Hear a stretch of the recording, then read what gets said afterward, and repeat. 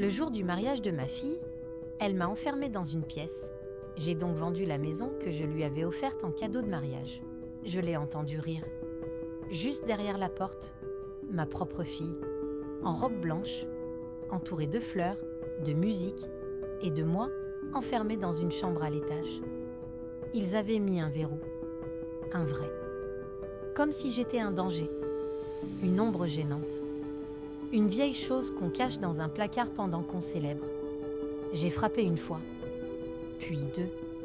Pas trop fort, pas par peur, par fierté. Parce qu'au fond, j'avais compris, je n'étais pas invitée à cette fête. J'étais une erreur de décor. J'ai collé mon oreille contre le bois. J'ai reconnu sa voix. Celle de ma fille, celle que j'ai élevée seule, que j'ai protégée de tout, sauf de ce qu'elle est devenue. En bas, les verres tintaient, les flashs crépitaient. Et moi, je me tenais debout, dans cette pièce qu'on avait jadis peinte ensemble. Maintenant, elle m'enfermait dedans. Pas un mot, pas un regard, rien. Juste une clé tournée et une mer effacée. Je n'ai pas crié, je n'ai pas pleuré. Chaque minute passée dans ce silence forcé était une page que j'écrivais dans ma tête. Elle voulait que je sois invisible ? Très bien. J'allais devenir inoubliable. Car ce qu'elle avait oublié, c'est que cette maison, ce jardin, ces murs, c'était moi qui les avais payés. Cadeau de mariage anticipé, acte de générosité, signature au nom d'une mère qui pensait faire le bien. Une naïveté que je ne reproduirai plus jamais. Elle avait cru que j'étais faible, que l'amour maternel se laisserait piétiner sans broncher, que l'humiliation passerait avec le dessert. Mais il y a des trahisons qui réveillent, qui déterrent des forces qu'on croyait perdues. Et cette journée a tout changé. Quand la porte s'est enfin ouverte, tard dans la nuit, elle a dit « Maman, tu n'aurais pas compris, ce n'était pas le bon moment. » Elle m'a regardée comme si j'étais folle. J'ai souri, juste un peu, parce que je venais de prendre une décision. Froidement, définitivement. Le lendemain matin, pendant qu'il dormait encore, j'ai appelé un notaire et j'ai dit « Je veux vendre, maintenant. La maison est à moi et ils ne savent pas encore ce qui les attend. » Elle s'appelait Julie. Je l'ai choisi ce prénom parce que je le trouvais doux, comme son regard quand elle était bébé. Immense, curieux, affamé d'amour. Son père est parti quand elle avait 2 ans. Il a laissé une note et 2 mois de retard de loyer. Je n'ai pas pleuré ce jour-là, j'ai tenu bon. Pour elle, j'ai travaillé dans une boulangerie le matin, dans une maison de retraite l'après-midi, et je faisais des ménages le soir. Mes genoux criaient, mais son rire me faisait tenir debout. Je n'ai jamais pris de vacances, je ne suis jamais allée au restaurant. Mais elle avait des habits propres, des livres neufs et une boîte à goûter avec son nom écrit en lettres roses. Chaque fois qu'elle tombait, c'était moi qui soignais. Chaque cauchemar, c'était moi qui rassurais. Chaque victoire, c'était moi qui applaudissais. Et chaque échec, je le portais pour 2. Je me souviens de son premier exposé. Elle avait 9 ans. Sujet: la personne que j'admire le plus. Elle avait dessiné un cœur et écrit « Ma maman ». Je l'ai gardé ce dessin. Il est encore dans ma boîte en fer. Adolescente, elle a commencé à s'éloigner. Rien d'anormal, pensais-je. Juste une étape. Une mèche de cheveux bleus, des silences, des soupirs. Mais au fond, elle revenait toujours vers moi. Je l'ai vue tomber amoureuse pour la première fois. Pleurer, rire, s'effondrer. J'étais là, toujours. Même quand elle disait « Tu ne peux pas comprendre ». Je comprenais, mais je la laissais apprendre. Quand elle a eu 20 ans, je lui ai offert un petit appartement en location, juste pour l'aider à se lancer. Elle disait « Tu es trop ». Je répondais « Je suis ta mère ». Les années ont passé, les petits amis, les diplômes, les changements d'emploi. Et puis, un jour, elle m'a présenté Hugo. Souriant, poli, un peu trop parfait. Mon instinct a tremblé, mais je me suis tue. Ils se sont installés ensemble dans la maison familiale. Je leur ai laissé les clés. J'ai déménagé dans un studio en ville pour ne pas déranger. Elle disait qu'elle voulait de l'espace. Je lui ai donné de l'air. Et le jour où elle m'a dit « On voudrait organiser le mariage dans le jardin de la maison », j'ai souri. J'étais émue. Je croyais qu'elle me voulait près d'elle pour le plus beau jour de sa vie. J'ai aidé à tout préparer.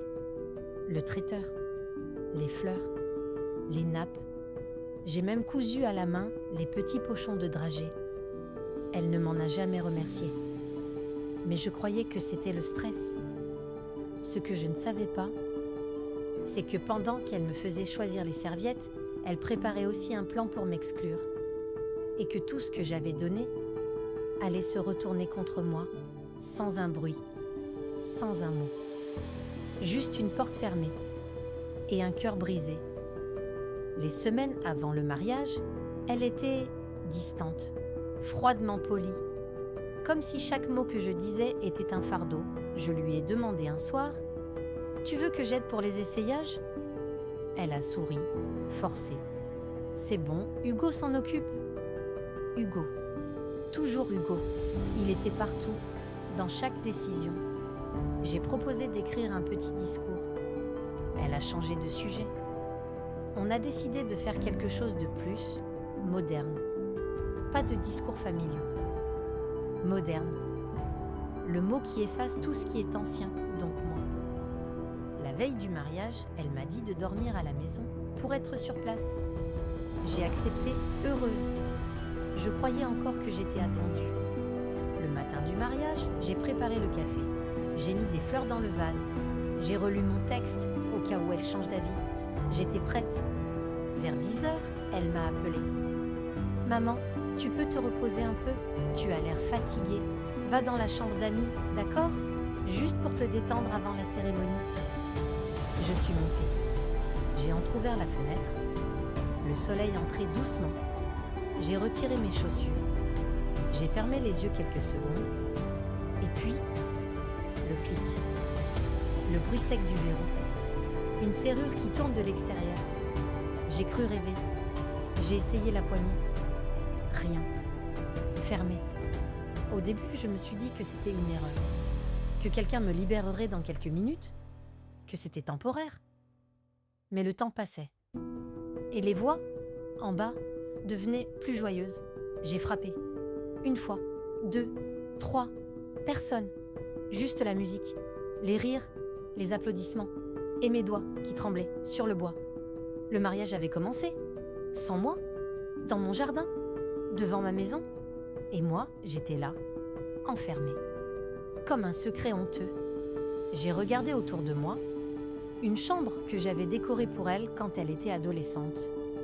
Les murs étaient toujours rose pâle, les rideaux en dentelle. Chaque objet me renvoyait à l'enfant qu'elle avait été. Et dans ce contraste, j'ai compris. Julie n'avait pas simplement voulu m'écarter, elle avait voulu m'effacer. Définitivement. Ce n'était pas une maladresse, c'était un choix. Son choix. Et c'est à cet instant précis que j'ai décidé de faire le mien. Si j'étais devenue un fantôme dans cette maison, alors j'allais la faire disparaître aussi, pierre par pierre, acte par acte, jusqu'à ce qu'il ne leur reste rien. Quand la porte s'est enfin ouverte, la fête était terminée. Le sol collait sous mes pieds. L'odeur du champagne flottait encore dans l'air. Julie est montée, avec son maquillage à moitié effacé, sa robe froissée. Elle a dit « Je suis désolée, maman, ce n'était pas contre toi, c'était pour éviter un malaise. » J'ai voulu lui demander « Quel malaise ? Ma présence ? Mon visage ? Mon amour ? » Mais je n'ai rien dit. J'ai simplement baissé les yeux. Je ne voulais pas lui donner la victoire d'une larme. J'ai dormi là, une dernière fois, dans cette maison où j'avais tout donné. Chaque mur portait mon histoire, chaque pièce, un souvenir. Le lendemain, je suis partie sans bruit. J'ai laissé un mot. Merci pour le lit, bonne vie. Rien de plus. Pas de colère, juste la distance. En rentrant chez moi, dans mon petit studio en ville, j'ai allumé une bougie, une habitude, un rituel. Et en regardant cette flamme, j'ai su que quelque chose était mort. et que quelque chose d'autre allait naître. J'ai ressorti le dossier de la maison, le contrat de donation, les conditions, l'acte notarié, et j'ai lu, ligne par ligne, comme on lit une lettre de guerre. La maison était toujours à mon nom. Elle n'avait jamais demandé le transfert de propriété. Trop pressée de l'occuper, trop sûre de son pouvoir sur moi. Une pensée m'a traversée, claire, tranchante. Et si je vendais ? D'abord j'ai ri, puis j'ai réfléchi, puis j'ai souri. Ce n'était pas de la vengeance, c'était de la justice. J'ai pris rendez-vous avec mon ancienne avocate, Maître Lemoine. Une femme de glace aux lunettes fines et au cœur brûlant. Je lui ai tout raconté. Elle a écouté sans m'interrompre. À la fin, elle a simplement dit « Vous avez le droit. Vous avez même le devoir de vous protéger. » Et j'ai compris que je n'étais pas folle. J'étais réveillée. J'ai commencé à rassembler les papiers, les factures, les preuves d'entretien. Chaque détail comptait. Chaque ligne me redonnait un peu de pouvoir. Le soir, je relisais mes anciens carnets. Des recettes, des poèmes, des souvenirs d'enfance de Julie. J'alternais entre nostalgie et détermination. Je ne voulais pas punir ma fille. Je voulais me libérer d'elle, de ce qu'elle était devenue, de ce qu'elle avait détruit en moi. Et je savais que pour cela, je n'avais pas besoin de crier, juste de signer, une seule fois. Et toute son histoire allait changer. Le lundi suivant, j'étais assise dans le bureau de Maître Lemoine. Elle feuilletait les documents pendant que je fixais la fenêtre. Il faisait gris, mais en moi, il commençait à faire clair. « Vous êtes de propriétaire à 100%, a-t-elle dit. Vous pouvez vendre sans leur accord. Et oui, même si vous leur aviez promis la maison. Les promesses ne valent rien quand le respect disparaît. » Elle a contacté un agent immobilier de confiance. Nous avons fixé une première estimation. La maison avait pris de la valeur. Ironie douce, c'est leur mariage qui l'avait embellie. J'ai signé le mandat de vente avec un calme glacial, comme on signe une ordonnance médicale. Ce n'était pas de la rage, c'était de l'hygiène émotionnelle. Le panneau à vendre a été commandé. Date de pause, vendredi, exactement une semaine après le mariage. Symbole parfait, un cycle bouclé. J'ai commencé à préparer les documents pour le notaire. Dossier, diagnostic, facture. Chaque papier était une preuve que cette maison m'appartenait, par l'argent, mais surtout par les cicatrices. Julie m'a appelée, première fois depuis l'incident. Voix douce. « Tu vas bien, maman ?» Je me suis contentée d'un « très bien. Et toi ?» Elle ne savait pas encore, mais elle allait sentir la fissure. Le jeudi, Hugo m'a envoyé un SMS. « Merci encore pour la maison. On pense repeindre la cuisine ce week-end. » J'ai répondu. « Attendez peut-être lundi, des changements sont à venir. » Il ne comprenait pas. Et moi, je savourais. Pas par cruauté, par équilibre. Il y a un plaisir dans la justice qui ne peut être simulé. J'ai visité la maison une dernière fois. Avec l'agent, il a tout noté, surface, état, exposition. « Très belle propriété », a-t-il dit. « Vous l'avez entretenue avec amour ?» J'ai souri. Trop. Pendant la visite, j'ai vu leurs affaires. Des cadres, des coussins, leurs initiales brodées. Mais rien n'avait changé. L'acte de propriété restait à mon nom. Leur confort était une illusion. Je suis partie sans bruit. Je n'ai pas prévenu. Je n'ai pas confronté. J'ai laissé le panneau parler pour moi. Le vendredi matin, à 8 heures, le panneau était là. Devant la grille. Blanc, net, officiel, avec mon nom en bas. À vendre, contactez madame. Élisère. Julie l'a vu à 9h. Hugo à 9h10. Elle m'a appelé dans la minute. Qu'est-ce que c'est que ce panneau ? J'ai répondu calmement. Une formalité, on en parle bientôt. Car oui, on allait en parler. Mais cette fois, c'est moi qui allais parler. Et eux, écoutaient. Julie est arrivée chez moi en furie. Elle n'avait même pas frappé. Elle a ouvert la porte comme si elle avait encore ce droit. « Tu vends la maison ? Dis-moi que c'est une blague. » Je l'ai regardée calmement. Ce n'est pas une blague, Julie, c'est une décision. Et elle est déjà en cours. Elle a cligné des yeux, comme si elle ne comprenait pas la langue que je parlais. Tu ne peux pas faire ça. Tu me l'as donné. J'ai levé un sourcil. Je t'ai laissé y vivre. Je ne t'ai jamais transféré la propriété. Tout est à mon nom, légalement. Hugo m'a appelé le soir même. Il a essayé un autre ton, plus froid. C'est une erreur stratégique, madame. Vous allez regretter. Ce n'est pas bon pour votre image. Mon image ? Je n'en ai plus besoin. Je vis dans le vrai, pas dans le paraître. L'agent m'a confirmé que les visites commençaient la semaine suivante. J'ai validé toutes les plages horaires, même celle du dimanche matin, quand Julie aimait se détendre en pyjama. Chaque rendez-vous était une victoire silencieuse. Je n'étais pas là physiquement, mais je sentais chaque pas d'un acheteur comme un signal. Tu reprends ce qui est à toi. Julie m'a envoyé un message vocal. Tu fais ça parce que je t'ai enfermé, c'est ça ? Tu veux te venger ? J'ai effacé le message sans l'écouter jusqu'au bout. Je n'étais plus là pour justifier. Elle est revenue, cette fois avec des fleurs. Maman, on peut discuter ? Je comprends que tu sois blessée, mais on peut arranger ça. Non, Julie, tu ne comprends pas. Tu ne veux pas perdre ton confort. Tu veux quoi ? De l'argent ? Une partie du loyer ? J'ai ri, doucement. Je veux juste tourner la page, et la maison fait partie de cette histoire. Elle a fini par dire « Tu me détruis ». Et j'ai répondu « Non, tu as commencé seule.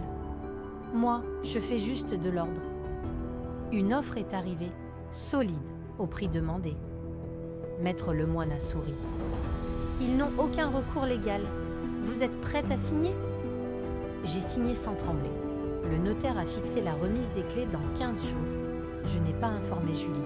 Je n'avais pas à le faire. C'était leur maison de papier. La réalité leur appartenait enfin. J'ai commencé à trier mes souvenirs. Les lettres de Julie enfant, les cartes de fête des mères, les colliers en pâte à sel, je ne les ai pas jetés. Mais je ne les ai plus accrochés non plus. Je me suis surprise à fredonner. Une vieille chanson que je chantais en préparant ces goûters. Cette fois, je la chantais pour moi. Et dans ce calme retrouvé, entre deux signatures et un thé chaud, j'ai compris que ce n'était pas une vengeance. C'était une libération. Julie m'a attendue devant chez moi. Elle tenait une enveloppe. Elle pleurait. Pas de grandes larmes. Des gouttes silencieuses. Comme des regrets trop tardifs. Maman, j'ai compris. J'ai fait une erreur. Je ne voulais pas te faire de mal. J'ai gardé le silence. Je voulais qu'elle parle. Qu'elle ressente le vide que j'avais vécu dans cette chambre. Ce jour-là, j'avais peur que tu me fasses honte, que tu dises quelque chose, que tu réagisses mal. Hugo pensait que c'était plus sûr. Elle s'est interrompue. Trop tard pour rejeter la faute. Tu es ma mère. Je t'aime. Je suis désolée. Ce mot, désolée, résonnait creux. Il n'effaçait pas la serrure. Il ne déverrouillait rien en moi. Je lui ai tendu une feuille, le contrat de vente, signé, cacheté, irrévocable. Elle a reculé comme si c'était un couteau. « Tu l'as vraiment fait ?» a-t-elle murmuré. J'ai simplement dit « Oui, et je le referai. » Elle a posé l'enveloppe sur la table. Dedans, il y a une lettre. Je te parle avec le cœur. Lis-la, s'il te plaît. J'ai hoché la tête, mais au fond, je savais. Mon cœur n'était plus là où elle le croyait. Hugo est arrivé quelques minutes plus tard. Moins arrogant, plus pâle. Il a dit « On pourrait t'acheter. Tu veux combien ?» J'ai répondu « Ce n'est pas une vente de compromis, c'est une fin. » Il a serré la mâchoire. Julie l'a regardé, perdu. Ils étaient deux adultes qui croyaient pouvoir manipuler. Une femme qu'ils avaient sous-estimée. « Et où allons-nous vivre ?» a-t-elle demandé. J'ai levé les yeux vers elle. « Tu trouveras. Comme moi, j'ai trouvé comment vivre sans toi. » Elle a tenté un dernier geste, une main vers moi. J'ai posé la mienne sur la table, immobile, inatteignable. Le silence s'est installé, long, pesant, mais pas pour moi. Pour elle. C'était elle qui nageait maintenant dans le vide que j'avais connu. Elle a fini par partir, sans bruit. Hugo derrière elle, tête basse. Leurs pas résonnaient comme des adieux. J'ai ouvert l'enveloppe. La lettre était longue, belle, sincère peut-être. Mais je ne l'ai pas lue. Je l'ai reposée. Car certaines douleurs ne se soignent pas avec des mots. Ce soir-là, j'ai dormi profondément.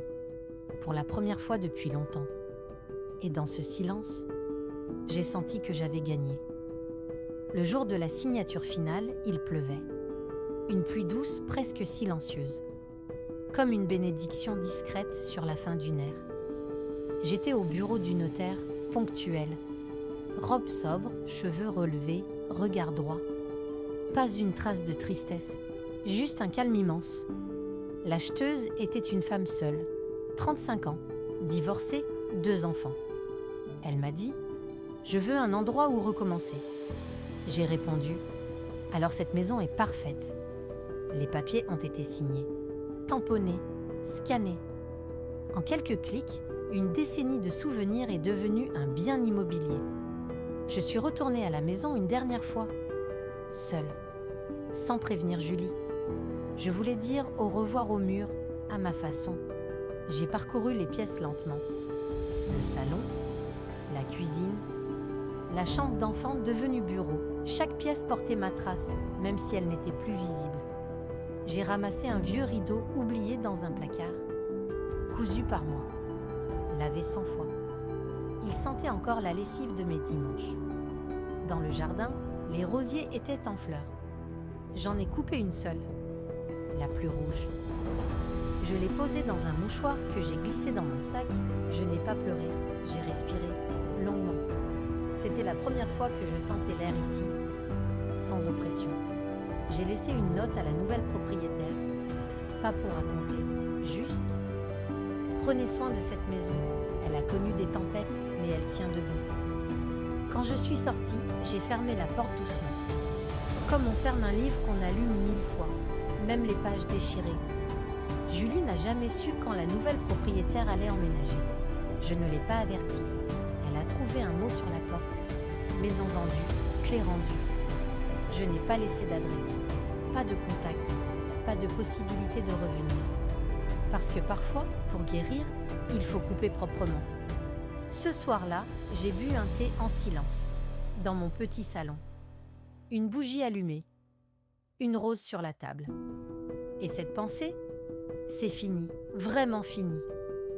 La maison ne m'appartenait plus, mais moi, je m'étais enfin reprise en entier. Mon nouvel appartement est modeste. 2 pièces, un balcon étroit, une cuisine lumineuse. Mais c'est le premier endroit où je me sens chez moi depuis longtemps. J'y ai accroché mes propres cadres, mes souvenirs, pas ceux imposés. J'ai choisi les couleurs, les rideaux, les plantes. Chaque objet me ressemble. Le matin, je me lève tôt, je prépare mon café, j'ouvre les fenêtres et je laisse entrer l'air sans crainte. Personne ne me verrouille plus. Je me suis remise à écrire. Rien d'ambitieux, des pensées, des fragments de vie, parfois des poèmes, d'autres fois des vérités que je n'avais jamais osé dire. J'ai commencé à marcher, tous les jours. 20 minutes autour du parc, une habitude simple, mais qui me rappelle à chaque pas, je suis libre. Le dimanche, je vais au marché, je choisis mes légumes, je parle aux commerçants, je n'attends plus que quelqu'un me remarque. Je me vois et cela suffit. Je me suis surprise à rire, devant une série, devant une bêtise, devant rien. Et ce rire, je ne le reconnaissais plus. Il m'avait manqué, j'ai trié mes vieux vêtements, jeté ceux que je portais pour faire plaisir, gardé ceux qui me faisaient du bien, même s'ils ne plaisaient à personne d'autre. Un jour, une voisine m'a invitée pour un thé, j'y suis allée sans maquillage, et elle a dit « Tu dégages quelque chose de serein ». J'ai souri. Elle ne savait pas ce que j'avais traversé. Je ne parle plus de Julie, pas par rancune, par choix. Elle fait partie de mon passé. Et moi, je vis dans le présent. J'ai retrouvé ma voix intérieure, celle qui avait été étouffée sous les compromis, les sacrifices, les silences. Et maintenant, elle chante doucement. Je ne cherche pas à reconstruire ce qui a été brisé. Je construis autre chose, plus petit, plus solide, plus vrai. Parfois, je croise des mères au supermarché, débordées, épuisées. Je les regarde avec tendresse et j'aimerais leur dire « Ne t'oublie pas, un jour, tu devras te retrouver. » Ce que j'ai perdu était grand, mais ce que j'ai retrouvé l'est encore plus. Ma paix, ma dignité, mon espace. Et chaque soir, en éteignant la lumière, je me répète une seule phrase « Tu n'as pas gagné contre eux, tu as gagné pour toi. » Si tu écoutes mon histoire et que quelque chose en toi se serre, sache que je te comprends. Être mère, c'est donner sans compter. Mais parfois, on donne jusqu'à s'effacer. Et un jour, on se rend compte qu'on est devenu une silhouette. J'ai cru, pendant des années, que l'amour suffisait, que le pardon devait être automatique, qu'être gentil était une vertu. Je ne crois plus ça. Tu as le droit d'être déçu. Tu as le droit d'être en colère. Tu as le droit de dire « assez ». On t'a peut-être enfermé, pas avec une clé, mais avec des mots, des attentes, des regards qui disent « tais-toi ». Je connais cette prison, j'y ai dormi, mais tu peux en sortir, pas avec des cris, pas avec des drames, avec des choix, avec une signature, avec une porte que tu fermes. Tu n'es pas une mauvaise mère parce que tu poses des limites. Tu n'es pas égoïste parce que tu reprends ce qui est à toi. J'ai cru que je serais seule après, que personne ne comprendrait. Mais tu sais quoi ? On est nombreuses, silencieuses, debout. Peut-être que tu n'as pas une maison à vendre. Peut-être que ta cage est plus subtile. Mais ta sortie peut être tout aussi puissante. Ne laisse plus personne te dire qui tu es. Surtout pas ce que tu as porté. Parce qu'ils ne savent pas ce que tu as traversé. J'ai mis du temps à comprendre que ce n'est pas trahir un enfant que de se protéger. C'est se respecter. Et leur apprendre, malgré eux, ce que c'est qu'un être humain entier. Aujourd'hui, je vis sans rancune, sans bruit, mais avec un amour immense pour moi-même. Un amour que j'avais oublié. Et si tu cherches un signe, le voilà. C'est ici que ça peut commencer. Pas demain, pas quand tu seras prête. Maintenant, tu n'es pas trop vieille, tu n'es pas trop tard. Tu es exactement là où tu dois être pour écrire la suite.